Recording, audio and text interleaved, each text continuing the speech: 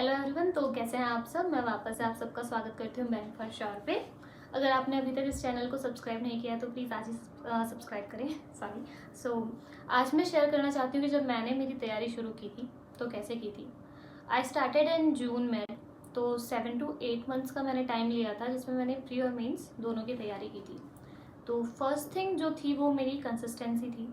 मैंने लगातार पढ़ाई की, मैंने बीच में नहीं छोड़ी थी। पहले हम लोग बात करते हैं कि मेरा टाइम शेड्यूल क्या था।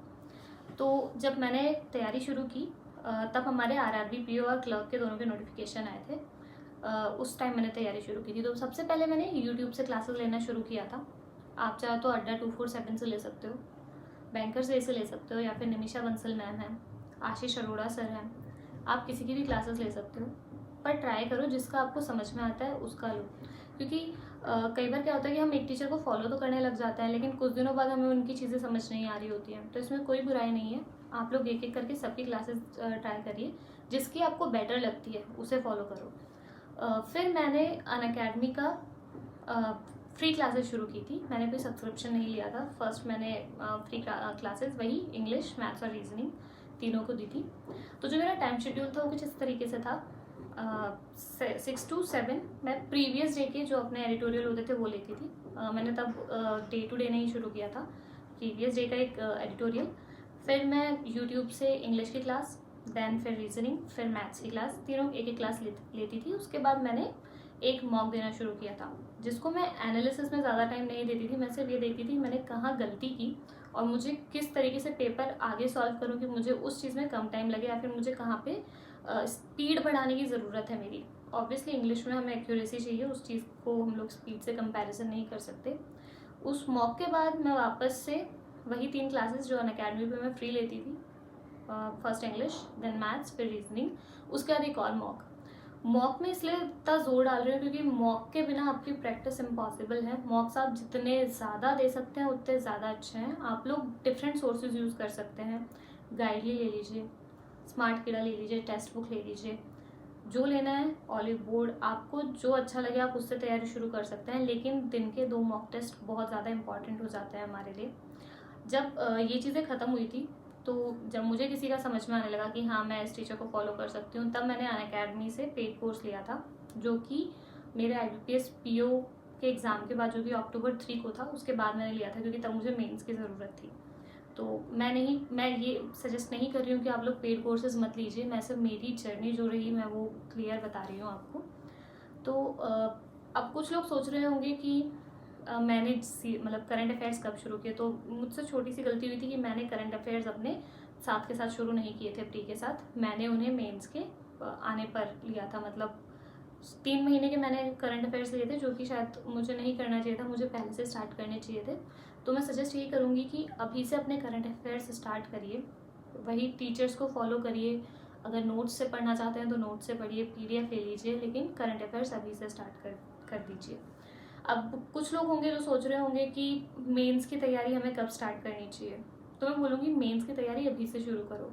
जैसे ही 1 या 2 आपके प्री निकल जाते हैं, जैसे अभी आरआरबी क्लर्क का हो गया, आरआरबी पीओ का हो गया, जैसे ही आपका आरआरबी पीओ का एग्ज़ाम होता है, आई विल सजेस्ट मेंस की तैयारी तभी से शुरू करो, क्योंकि प्री तो आते रहेंगे। अगर प्री आते रहेंगे और हम उसी की तैयारी में लगे रहेंगे तो मेंस कभी नहीं निकाल पाएंगे। मैंने मेरे मेंस की तैयारी जब मेरा आरआरबी पीओ का एग्ज़ाम हुआ था उसके जस्ट बाद शुरू कर दी थी। मैंने कोई सोचा नहीं था कि मुझे अब IBPS पीओ देना है या फिर SBI पीओ कब निकलेगा। I just started my mains. उसकी भी मैंने सेम क्लासेस ली थी। अब कंसिस्टेंसी की बात आ जाती है। अब हम लोग सोचें कि मैं 3 दिन पढ़ लिया, 4 दिन पढ़ लिया, अब मुझे एक रेस्ट चाहिए। नहीं, अगर आप 15 दिन 20 दिन पढ़ने के बाद एक रेस्ट ले रहे हो तो समझ में आता है, क्योंकि उस वक्त हमारा माइंड एकदम एग्जॉस्ट हो जाता है। तो अपने आप को कंसिस्टेंट रखिए। ये नहीं है कि हम लोगों ने आज मुझे इंग्लिश का मन नहीं है तो मैंने क्लास ही नहीं ली। नो, इंग्लिश हमारे लिए बहुत बेसिक नीड हो जाती है जिसको लोग इग्नोर कर देते हैं, क्योंकि इंग्लिश से हमारे मार्क्स बढ़ भी सकते हैं और बहुत ज़्यादा कम भी हो सकते हैं। तो उस चीज़ पे फोकस करिए। मैथ्स पे अपनी पूरी कैलकुलेशन, जितना ज़्यादा आप रिमेंबर कर सकते हो कैलकुलेशंस को, टेबल्स वगैरह, वो याद करिए। रीजनिंग में more and more practice is required. अपनी स्पीड बढ़ाइए। फिर हम लोग बोलते हैं कि जब मेंस की तैयारी करें, तो अब मैं बोलूँ कि मैंने तो यार नहीं, अभी भी मेरा प्री ख़त्म हुआ है तो मैं मेंस की तैयारी ना, अभी IBPS PO और हो जाता है उसके बाद मैं मेंस की तैयारी शुरू करूँगा या करूँगी, तो वो चीज़ आप लोगों को काम नहीं आएगी।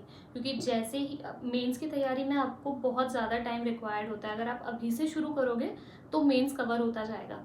क्योंकि मेंस की अगर आप क्लासेस भी लोगे पेड कोर्सेज की, तो भी 2-2 घंटे की क्लासेस होती हैं, तो आपके 6 घंटे सिर्फ 3 क्लासेस में चले जाते हैं। उसके बाद करंट अफेयर्स आप अलग से ले रहे होते हैं और आपको करंट अफेयर्स रिवाइज भी करने हैं।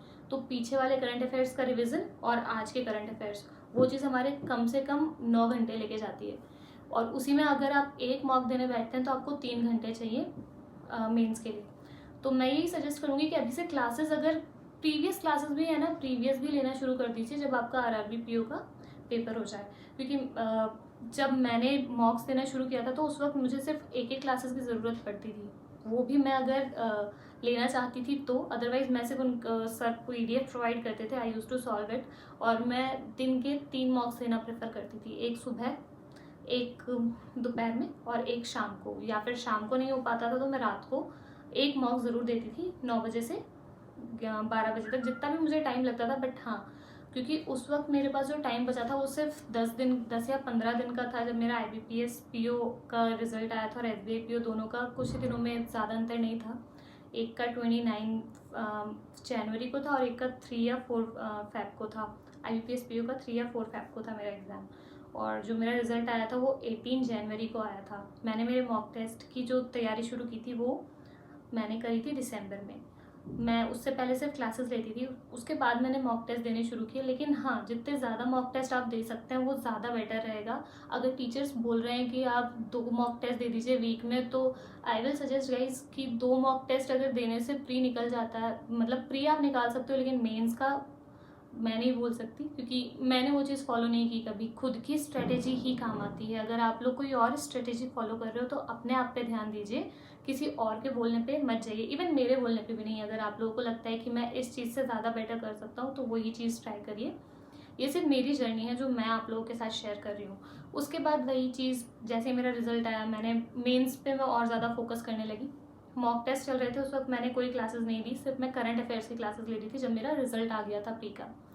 फिर उसके बाद अपना इंटरव्यू और वो सब होता है, तो वो चीज़ अलग उसमें आ जाती है।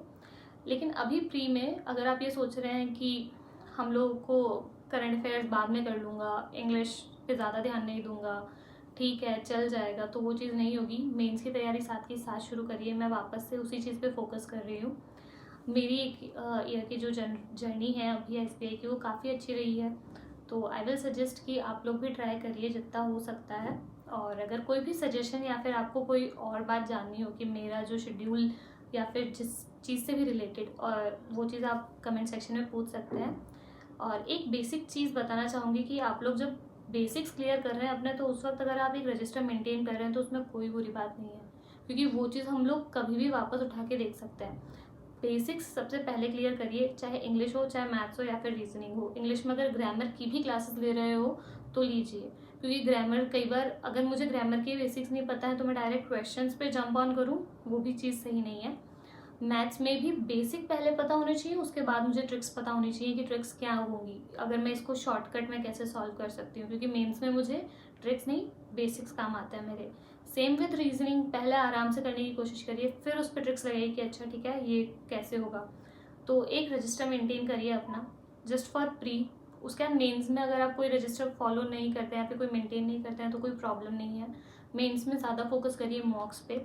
इवन डिस्क्रिप्शन की तैयारी जब आप कर रहे हैं तो वो आप अभी से करना शुरू, अभी से मतलब है कि जब आप PO का एक प्री एग्ज़ाम दे लें, RRB PO का, तो उसके बाद जब आपके पास 2 से 2 महीने हैं, जब आप IBPS के एग्ज़ाम में जा रहे हैं, आई मीन मेंस के में, तो 2 महीने पहले भी शुरू कर देंगे तो भी बेटर है। क्योंकि कुछ लोगों की जो डिस्क्रिप्टिव है वो बिल्कुल अच्छी नहीं होगी, या किसी को बिल्कुल नहीं आता होगा कि जो है वो हमें साथ ही साथ शुरू करना चाहिए। जैसे ही हमारा प्री एग्ज़ाम हो जाता है उसके बाद डिस्क्रिप्टिव ट्राई करिए, मतलब एक ऐसे और एक लेटर दिन का। ज़्यादा ज़रूरत पड़े तो आप लोग फर्स्ट उसको कॉपी में लिख के शुरू कर सकते हैं कि क्या वहाँ पे मिस्टेक्स आ रही हैं। उसके बाद एक कीबोर्ड लाइए, कीबोर्ड पे ट्राई करिए कि मतलब स्पीड अच्छी होनी चाहिए। पता चले हम एग्ज़ाम में बैठे हैं और हम लोग पूरा लेटर और ऐसे ही कंप्लीट नहीं कर पाए तो उसका कोई मतलब नहीं निकलेगा। पहले कॉपी में कर रहे हैं क्योंकि हमें ग्रामर जो है हमारी कहाँ पे मिस्टेक्स हो रही हैं वो पता चल जाएगी। उसके बाद अगर हम लोग सिस्टम पे कर रहे हैं तो ज़्यादा सही रहता है। क्योंकि जब मैं मेंस का एग्ज़ाम दे रही थी तो जैसे ही हमारा टाइम ख़त्म हुआ था सारे सेक्शंस का, और एकदम से सब लोग खटखट आवाज़ आने लगी पीछे से, आई वाज लाइक यार क्या, क्योंकि फर्स्ट टाइम था, नहीं पता था कि इतनी जल्दी शुरू हो जाता है कैसे। तो वो चीज़ है कि आपको पता होना चाहिए, आपकी स्पीड अच्छी होनी चाहिए वहाँ पे। अब हम लोग बात करेंगे कि हमारा IBPS PO जो है उसकी हम लोग कंप्लीट स्ट्रेटेजी कैसे बना सकते हैं, या फिर कैसे उसकी तैयारी हम अभी से शुरू कर सकते हैं। RRB PO की आप कर रहे हैं वो बहुत अच्छी बात है। अगर IBPS PO पे हम जाए तो जो हमारा एग्ज़ाम है वो 16 या 17 अक्टूबर को होगा। मेंस हमारा नवंबर लास्ट में, और इसी बीच में SBI PO और क्लब दोनों की आई थिंक वैकेंसीज निकल जानी चाहिए। तो जब आप अगर अभी से नहीं तो जब आप 20 को अपना RRB PO का एग्ज़ाम दे के आते हैं तब से शुरू करिए।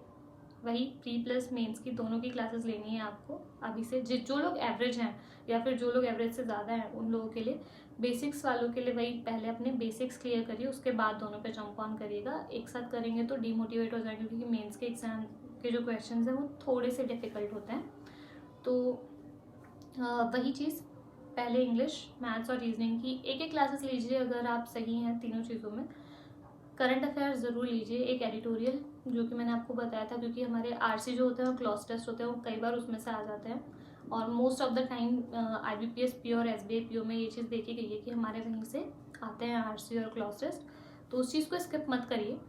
साथ ही में मेंस की क्लासेस अभी से लेना शुरू करिए, एक इंग्लिश, मैथ्स और रीजनिंग की। मॉक्स अभी से मत लगाइए, वो चीज़ मैं नहीं बोलूँगी कि आपको मॉक्स अभी से लगाने चाहिए। फिर जैसे ही हमारा एग्ज़ाम आने वाला है, एडमिट कार्ड आ जाता है, उसके बाद सिर्फ प्री पे फोकस करिए। कोई मॉक या मतलब मेंस का कोई मॉक नहीं, कोई क्लासेस नहीं, उस वक्त स्किप करिए। उस वक्त सिर्फ प्री की क्लासेस और जिस टॉपिक में डाउट है उस टॉपिक पर चाहिए। साथ ही में मॉक्स उस वक्त जितने ज़्यादा देंगे उतना ज़्यादा बेटर रहेगा। उस वक्त अपनी स्ट्रैटेजी फॉलो करिए। फिर जैसे ही आपका एग्ज़ाम होता है then go with mocks. Mains के जितने ज़्यादा मॉक्स आप दे सकते हैं उतने ज़्यादा मॉक दीजिए।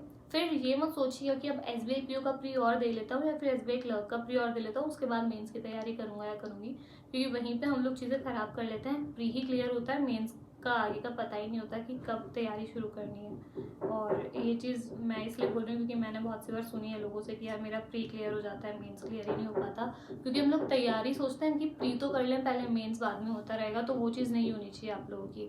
करंट अफेयर्स उस वक्त जैसे ही आप प्री दे के आते हैं अपना SBI PO या फिर IBPS का, करंट अफेयर्स ज़्यादा से ज़्यादा रिवाइज करिए अपने। कल का आज करना है, आज का कल वापस रिवाइज करना है, संडे को ट्राई करिए पूरा वीक का रिवाइज करें। ये चीज़ रेगुलर मेंटेन करनी है आपको। ये नहीं है कि अच्छा ठीक है 2 दिन पढ़ लिए, अब 2 दिन के करंट अफेयर्स बाद में कर लेंगे। अगर 15-20 दिन में मन कर रहा है कि नहीं यार आज माइंड स्टेबल नहीं है, बिल्कुल एग्जॉस्ट हो चुकी हूँ, तो just give yourself a break. कोई अच्छी सी मूवी देख लो, बाहर घुमाओ, जो भी करना है। ऐसा नहीं है, मैंने नहीं किया था, मैं कई बार एग्जॉस्ट हो जाती तो मैंने एक एक दिन पढ़ाई नहीं की होती थी। मैं सिर्फ उस वक्त अपने ऊपर फोकस करती थी, नेक्स्ट डे मैं वापस से उसी एनर्जी के साथ शुरू करती थी जहाँ पे मैंने छोड़ा था। लेकिन फिर ये पता होना चाहिए कि जो प्रीवियस डे की मैंने क्लासेस छोड़ दी हैं उनको कैसे कवर करना है। ये नहीं है कि हम लोगों ने प्रीवियस डे की छोड़ दी तो छोड़ ही दी, उस चीज़ को बाद में कैसे कवर करना है ये भी आप लोगों को पता होना चाहिए। अगर कोई बोल रहा है कि एक मॉक दे लो बहुत है, वीक में 2 दे लो बहुत है, नहीं बहुत है। जितने ज़्यादा मॉक दोगे उतना ज़्यादा समझ में आएगा कि कहाँ पे और कब क्या फॉलो करना है। क्योंकि जब मेंस में हम लोग जाते हैं तो वहाँ पे खुद कंफ्यूज हो जाते हो आप कि यार मैं सही शुरू कर रहा हूँ या नहीं कर रहा हूँ। मैंने रीजनिंग की मैंने बहुत प्रैक्टिस करके गई थी, मैंने बहुत सारे मॉक्स दिए थे, लेकिन वहीं जाके मैंने वही गलती की। मैं फर्स्ट पजल पे अटकी और मैंने मेरे 16 मिनट्स एक पजल में ख़राब किए थे, जिसके बाद मुझे समझ में आया था कि नहीं मुझे आगे फोकस करना है। IBPS PO में गई, मैंने उसमें वो गलती नहीं की, क्योंकि मुझे SBI PO से पता चल गया था कि मुझे ऐसा कुछ नहीं करना है जहाँ पे मैं मेरा टाइम वेस्ट कर रही हूँ। तो ये चीज़ बहुत सही है आपकी कि आप लोग खुद का माइंडसेट बना के जाइए वहाँ पे।